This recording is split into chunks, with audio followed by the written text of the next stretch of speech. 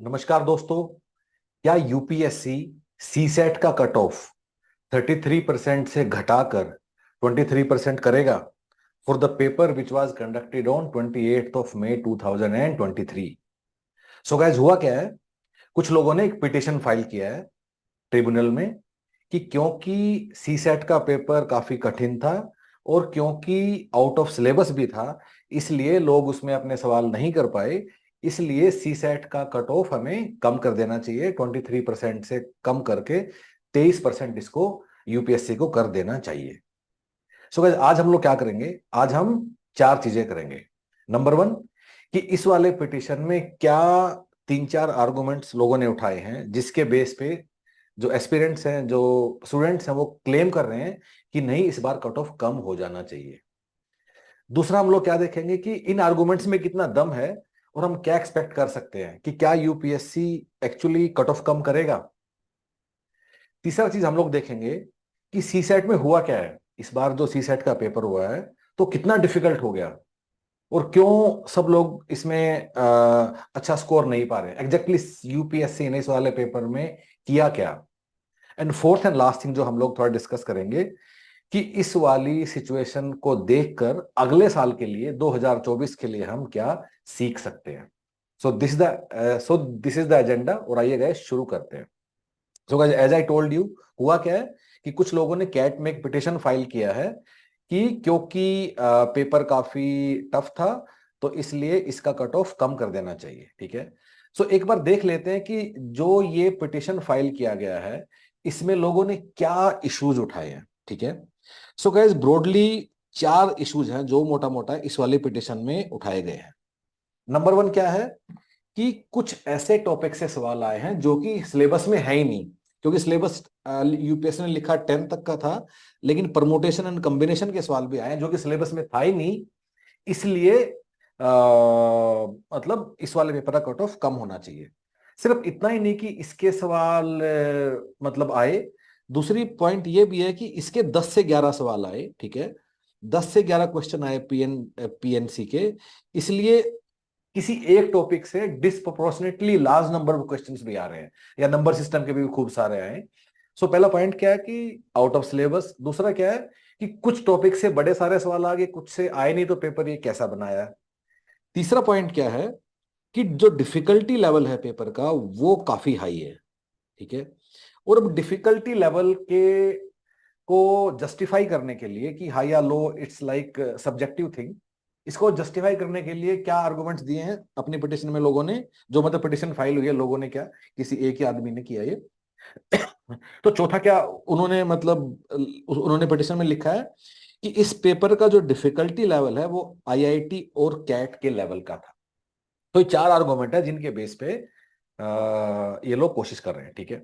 सो पहले, and obviously अगर इन चार आर्गुमेंट में हम देखें, ठीक है, कि किसी एक पेपर से 10 से 11 सवाल आए, ये तो कभी किसी भी एग्जाम के किसी भी एग्जाम कंडक्टिंग बॉडी के सामने उनका डिस्क्रिशन होता है। दुनिया भर के पेपर में ये सब होता रहता है, यूपीएससी क्या बाकी भी कुछ कुछ ये सब चीजें लोग करते रहते हैं। सो 10 से 11 एक टॉपिक से सवाल आए, ये तो खैर मतलब आर्गुमेंट कभी टिक ही नहीं सकता। ठीक है। अब बात आती है कि परमुटेशन और कॉम्बिनेशन के सवाल कहां से आए, और इतने सारे आए। दूसरी बात कि डिफिकल्टी लेवल इतना ज्यादा था। ठीक है। कि परमुटेशन कॉम्बिनेशन के सवाल क्या पहली बार किसी मतलब एग्जाम में आए हैं।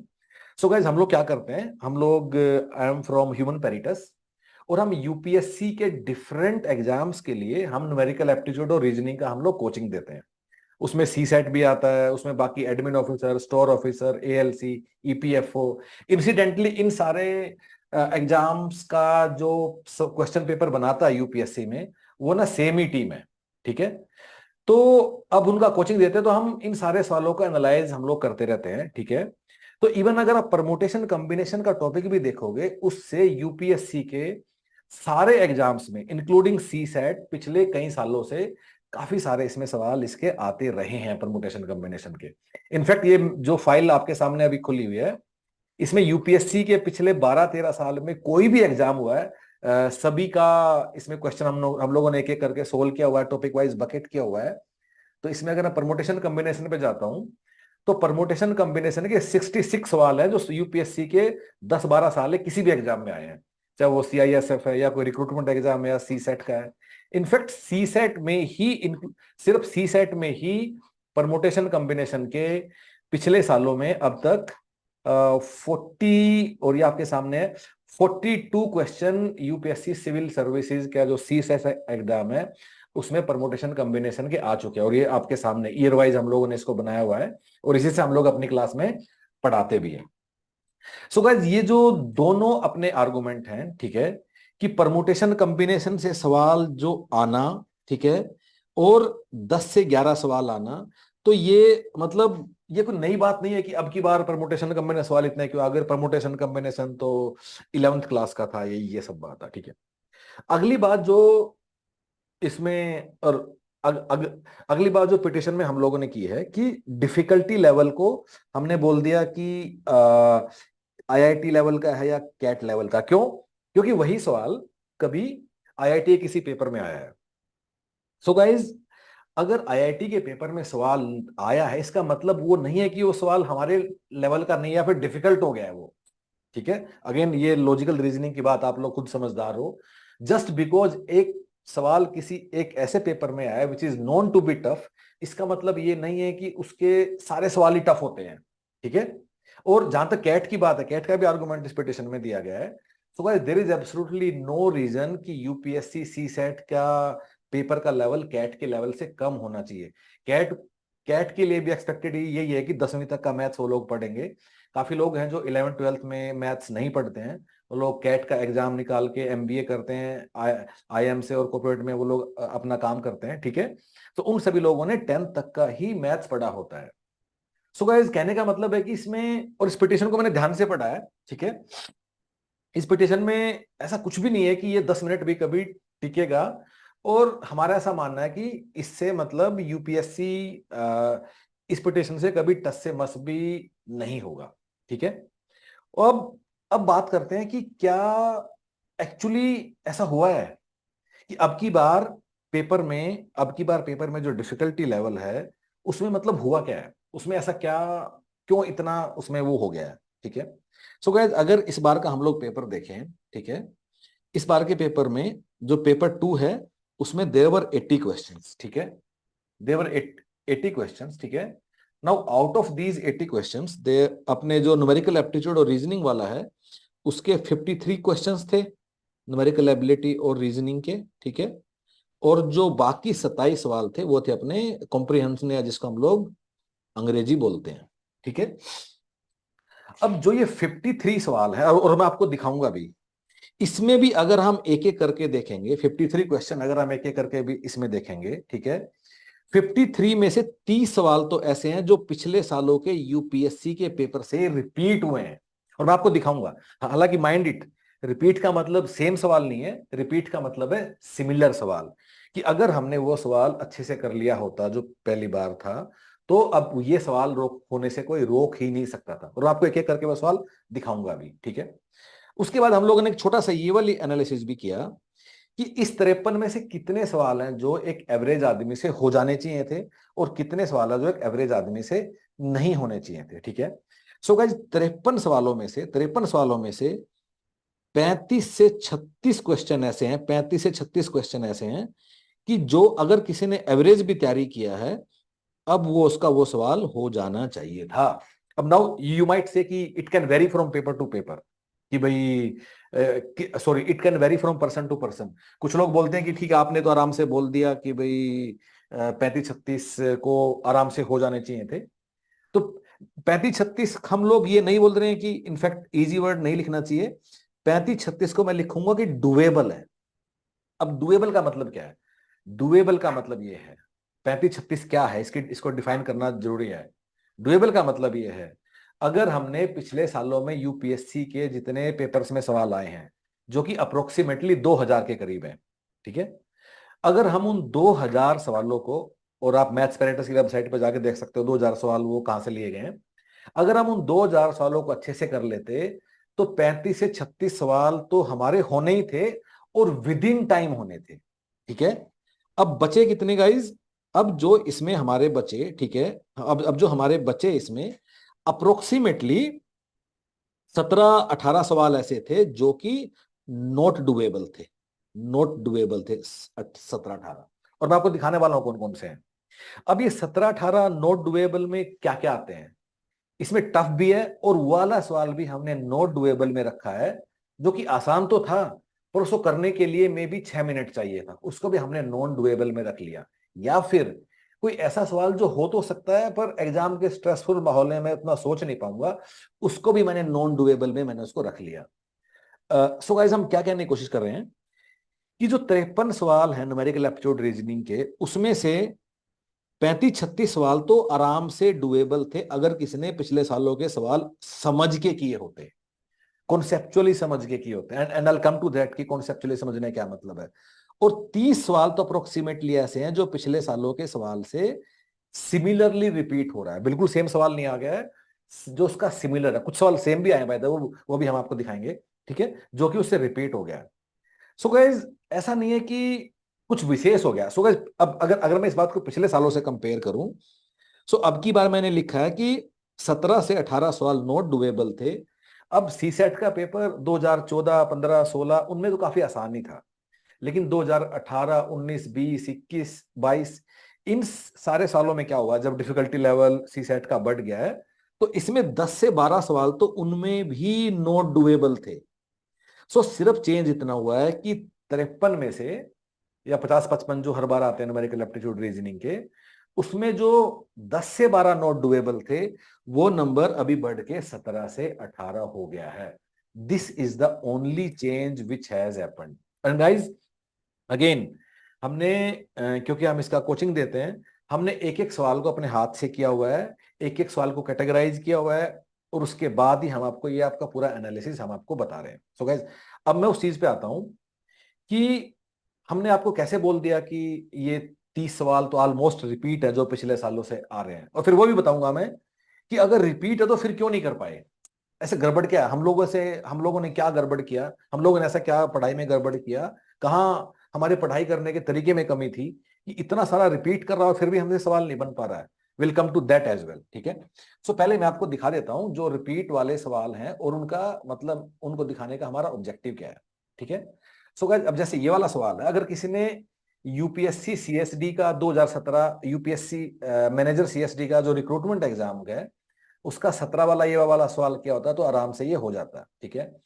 अगर इसके लिए अगर सी सेट का 19 का सवाल को समझ के किया होता तो इस बार ये वाला सवाल हो जाता है, ठीक है। और देख लेते हैं इस वाले सवालों करने के लिए, अगर हमने सीडीएस पेपर 2 2014 का ये वाला सवाल किया होता तो आराम से हो जाता। और आप देख भी सकते हो उनमें सिमिलरिटी, आप खुद भी देख सकते हो। ये वाला सवाल है डिविजिबिलिटी का, ये तो वैसे ही लोगों से हो जाना चाहिए था, ठीक है। अगर किसी ने यूपीएससी सी सेट का 2017 का क्यूब को पेंट करने वाला सवाल ये वाला किया होता, तो अब की बार उसका ये वाला 125 वाला सवाल गलत नहीं होना चाहिए था, ठीक है। इसको, ठीक है, ये वाला रिपीट नहीं है, ये वाला तो एनीवे आसान है, हालांकि अगर किसी ने सीडीएस का ये वाला सवाल किया होता तो ये हो जाता, ठीक है। सो गाइस, थोड़ा मैं अब जल्दी करके आपको दिखा देता हूं। अच्छा, इस सवाल के ऊपर भी काफी हल्ला मचा हुआ है बाय द वे। कुछ लोगों ने लिख दिया है कि ये परमोटेशन कॉम्बिनेशन का सवाल है, कुछ लोगों ने लिख दिया है कि ये डिफिकल्ट सवाल है। ये दुनिया का सबसे आसान सवाल है और सी सेट के 2017 के पेपर में बिल्कुल सिमिलर सवाल आया हुआ है, और तुम नीचे देख भी सकते हो। एक बार नीचे वाला कर लो, फिर ऊपर वाला करने की तुम कोशिश कर लेना, तुम्हें समझ में आ जाएगा, ठीक है। उसके बाद ये अगर सी सेट का 2020 का ये सवाल किया तो ये हो जाना चाहिए था, ठीक है। अगर ये किया तो ये हो जाना चाहिए था। ये प्राइम नंबर का सवाल है, ठीक है, इसमें तो फिर भी ठीक है, मतलब कोई बात नहीं, शायद नहीं भी होता कुछ लोगों से ये। अब ये राज हैज 10 पेयर, सो पिटिशन में इसको परमुटेशन का सवाल बना दिया है। इस सवाल को परमुटेशन से कोई लेना देना ही नहीं है। सो मैनेजर सीएसडी का 2017 का ये वाला सवाल हम अच्छे से कर लेते तो ये हमारा आराम से हो जाता।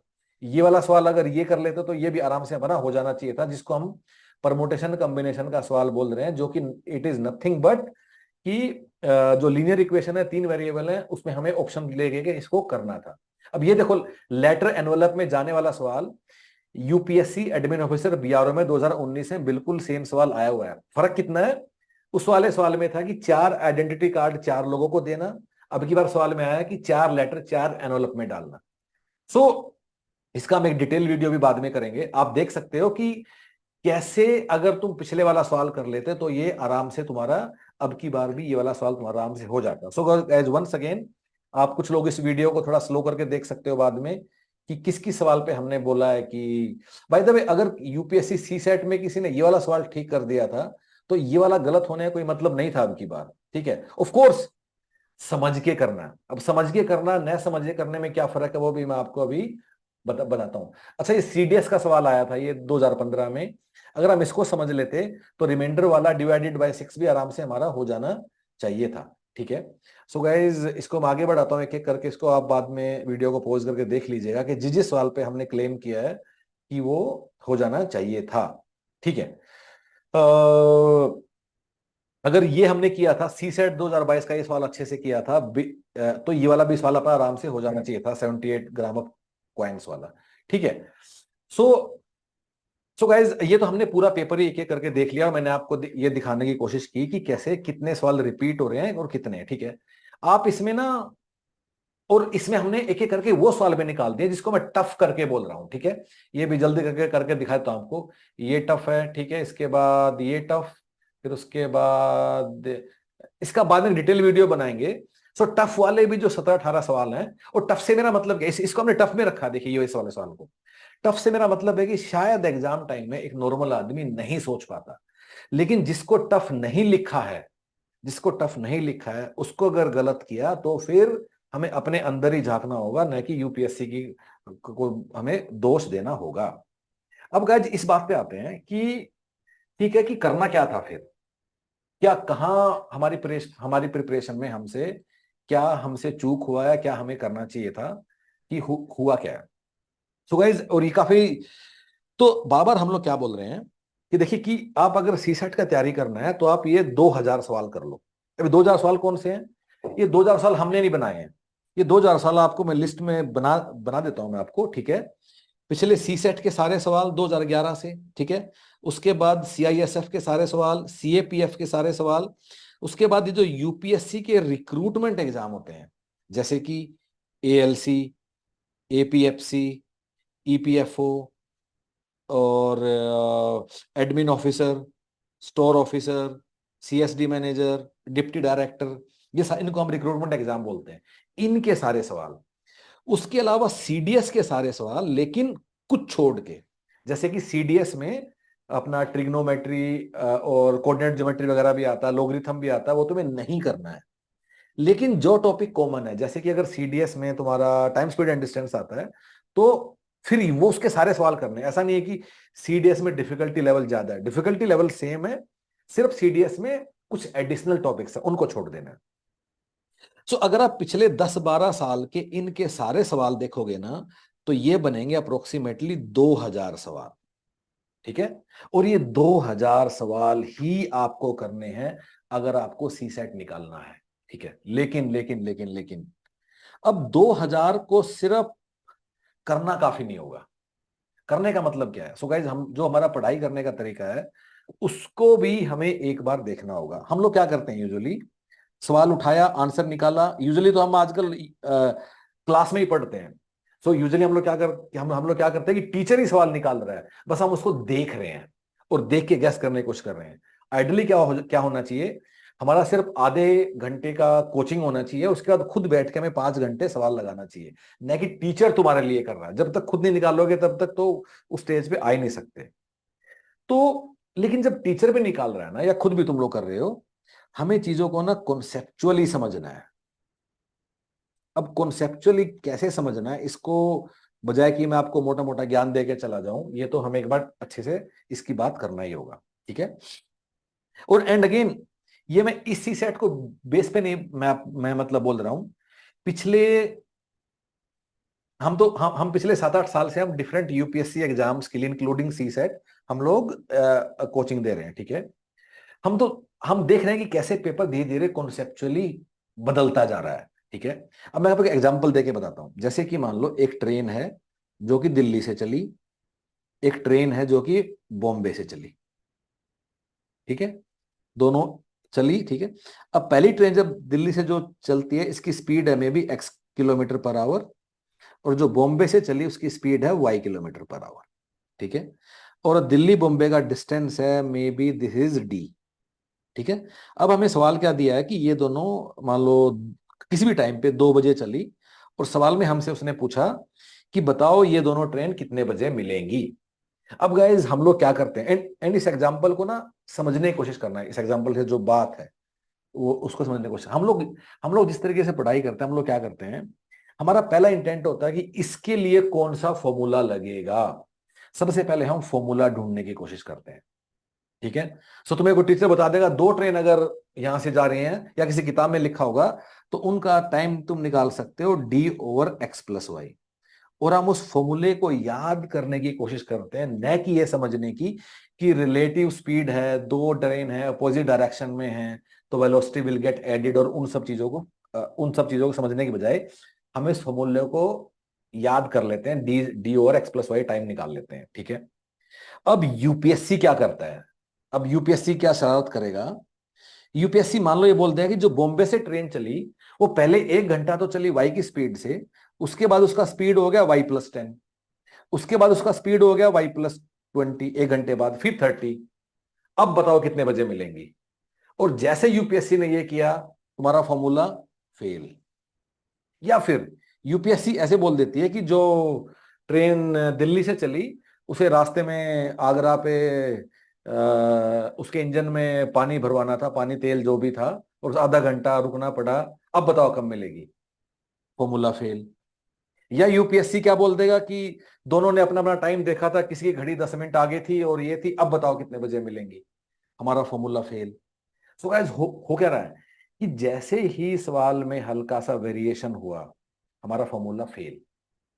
तो पहला काम क्या है कॉन्सेप्चुअली, कि अगर तुम इस तरह पढ़ाई कर रहे हो कि पूरा जो सी सेट का कोर्स है, पूरे का पूरा कोर्स बिना फॉर्मूले याद किए अगर तुम अपने सवाल निकाल रहे हो, देन यू आर लर्निंग। और इसके लिए आप एक काम भी कर सकते हो कि हमारा जो you can go to website of maths पेरिटस, ठीक है, मैं आपको दिखा देता हूं, ठीक है। और अगर आप इस वेबसाइट पे जाओगे मैथ्स पेरिटस, ठीक है, इस पे हम लोगों ने क्या किया हुआ ना, हम लोगों ने इस पे 2 क्लासेस डाली हुई है रिकॉर्ड करके। अब इन 2 क्लास को ना एक बार आप चला के देख लो कि कैसे पूरी की पूरी क्लास में हमने बिना फॉर्मूला का यूज किए उसको किया है। और फिर देखना कि क्या ये करने के बाद क्या फिर भी ऐसे सवाल हैं जो आप लोग नहीं कर पा रहे हो। Just go through these classes, और कुछ नहीं होगा तो कम से कम इन 2 टॉपिक के सवाल आपका जीवन में कभी गलत नहीं होगा। So guys go through these 2 classes just to understand कि कॉन्सेप्चुअली पढ़ाई कैसे करना है, ठीक है। सो दूसरी बात कि अगर हम कोई भी न्यूमेरिकल एप्टीट्यूड या रीजनिंग का हम लोग कोर्स करते हैं, ठीक है, हमारा पहला इंटेंट क्या होता है, सबसे पहले हमारे दिमाग में क्या आता है, कहीं भी हम कोचिंग के लिए जाते हैं, हमारा सबसे पहले दिमाग में ये आता है कि मुझे कुछ ट्रिक्स बताएंगे टीचर, या मुझे कोई शॉर्टकट बताएंगे, या कुछ स्मार्टर मेथड बताएंगे, वैदिक मैथ्स बताएंगे। गाइज 53 सवालों में से मुश्किल से 2 सवाल पे कोई ट्रिक या फॉर्मूला चलेगा, कोई ट्रिक चलता ही नहीं है। कोई ऐसा ट्रिक कहां चलता है, ट्रिक चलता है जब तुम बैंकिंग एसएससी वाले एग्जाम देते हो, जहां की इन सब चीजों, जहां स्पीड बेस्ड और ये वो कुछ कुछ होता है। इस सी सेट में जो लोग फेल हुए वो इसलिए फेल नहीं हुए हैं कि टाइम कम था, नहीं। इस सी सेट में लोग फेल हुए हैं 2023 में तो इसलिए हुए हैं कि उन्हें आता ही नहीं था। अगर उनको 2 की बजाय 3 घंटे भी दे देते तब भी वो लोग फेल होते। हार्डली 1-2 लोगों को छोड़ के जो कट ऑफ के यहाँ वहां होंगे 1-2 मार्क्स ऊपर नीचे, बट मोस्टली 90% लोगों के साथ क्या होगा कि उन्हें तो आता ही नहीं था। It was not about time. So जो ये सब बातें हैं जो हम जिनके लिए हम कोचिंग पे जाने की कोशिश करते हैं, और जो बोल के कोचिंग, जिसका मैं भी पार्ट हूं, जिस इंडस्ट्री का, जो बोल के कोचिंग अपने आप को सेल करता है कि हम आपको ट्रिक्स बताएंगे, हम आपको टिप्स बताएंगे, हम आपको ये बताएंगे, या फिर वो जो एक माहौल है कि सवाल किया जय भोकाल, इस सवाल में मैं कुछ ऐसा बात बता दूंगा कि तुम्हारी धरती हिल जाएगी। क्यों? 10वीं तक का तो मैथ्स है। 10वीं तक के मैथ्स में तुम्हें क्या भोकाल मचाना है, क्यों मचाना है, इसको एक बार समझना है। जैसे जब आप लोग 8वीं 10वीं की क्लास में जब आप लोग पढ़ाई कर रहे थे, तो उन दिनों ऐसा कुछ नहीं था ना कि कुछ स्पेशल ट्रिक्स है, सवाल था निकालना। अभी भी बस उसी माइंडसेट पे आ जाओ, ये जो ज्ञान वाले स्टेज से बाहर चले जाओ, वंस अगेन, कोई भी अगर ऐसी चीज है जिससे तुम अपना प्रिपरेशन स्पीड अप करने की कोशिश कर रहे हो, जिससे अपना आसान बनाने की कोशिश कर रहे हो, जिससे तुम फॉर्मूलेज, ट्रिक्स, शॉर्टकट्स, वैदिक मैथ, स्मार्टर मेथड ये सब ढूंढ रहे हो, तो इससे नहीं निकलेगा सी सेट। सी सेट चीजों को कॉन्सेप्चुअली समझने से ही निकलेगा, क्योंकि हर बार सवाल कुछ कुछ कुछ कुछ कुछ कुछ करके सवाल अपना वो बदलता रहेगा।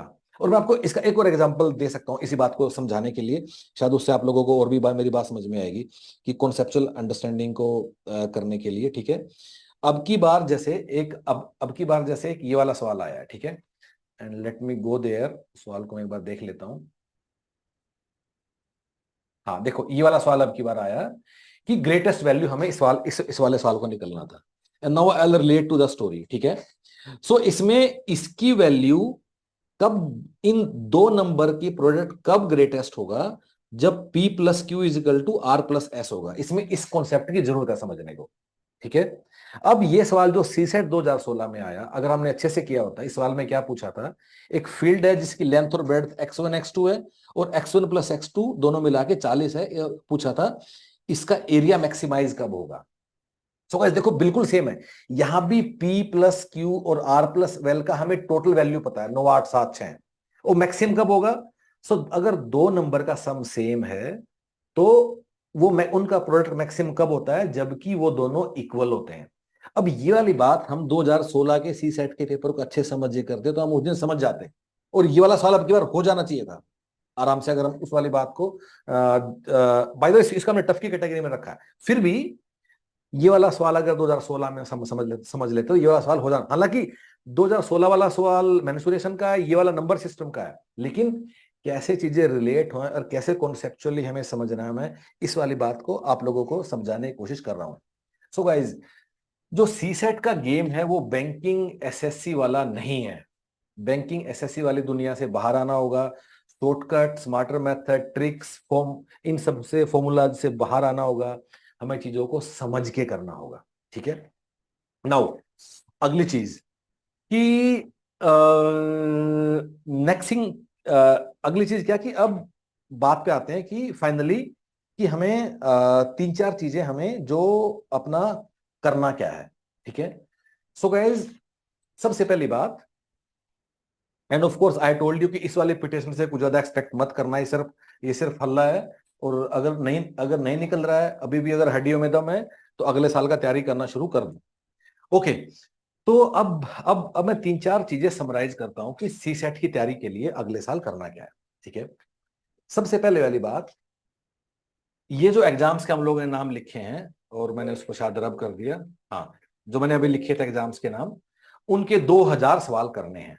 फिर भी अगर आपको देखना है, मैंने यहां से रब कर दिया, तो मैथ्स पैरेटस की वेबसाइट पे जाना, और इस वाली साइट पे जो सबसे नीचे लिखा हुआ है, click here for detailed syllabus of CSAT, यहाँ क्लिक कर लेना। Another page page will open up, और इससे आपको समझ में आ जाएगा इस वाले एनालिसिस से कि कौन से स्पेसिफिक 2000 सवाल करने हैं। ये 2000 सवाल ही करने हैं, इसके अलावा कोई दूसरा सवाल नहीं छूना है। जब ये 2000 सवाल एक बार कर लो, इसी को दूसरी बार करना है, इसी को तीसरी बार करना है, इसी को चौथी बार करना है, जब तक कि तुम इन चीजों को समझ नहीं लो। अगली बात कि ऐसा नहीं करना है, क्योंकि देखिए, जब जब चीजों को आप कॉन्सेप्चुअली पढ़ते हो, तो वो लास्ट के 2 महीने में या 1 महीने में नहीं होगा।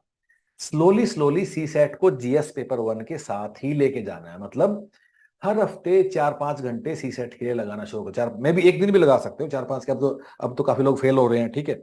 कुछ लोग ऐसे हैं जो पिछली बार इंटरव्यू तक चले गए थे, अब की बार फेल हो रहे हैं।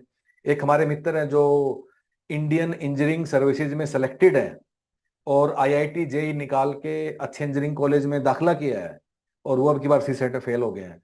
तो अगर ऐसी हालत है, तो 4-5 घंटे क्यों, हफ्ते में कम से कम एक दिन तो सी सेट के लिए डेडिकेटेड देना होगा, और ये अभी से ही इसको डेडिकेटली लगा लो।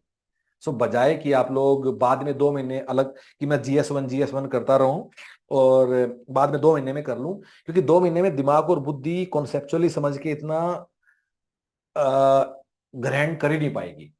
पूरे सीसेटो करने के लिए 37 टॉपिक्स हैं। उन 37 टॉपिक्स की लिस्ट देखनी है, तो वो भी आप इसी जाके देख लेना। दोबारा बता देता हूँ, मैथ्स पैरेटस की वेबसाइट पे जाना है, और सबसे नीचे सेकंड लास्ट में लिंक है डिटेल्ड सिलेबस। यहां जाओगे तो 37 टॉपिक्स की लिस्ट भी आपके सामने आ जाएगी, और मैं आपको दिखा भी देता हूँ।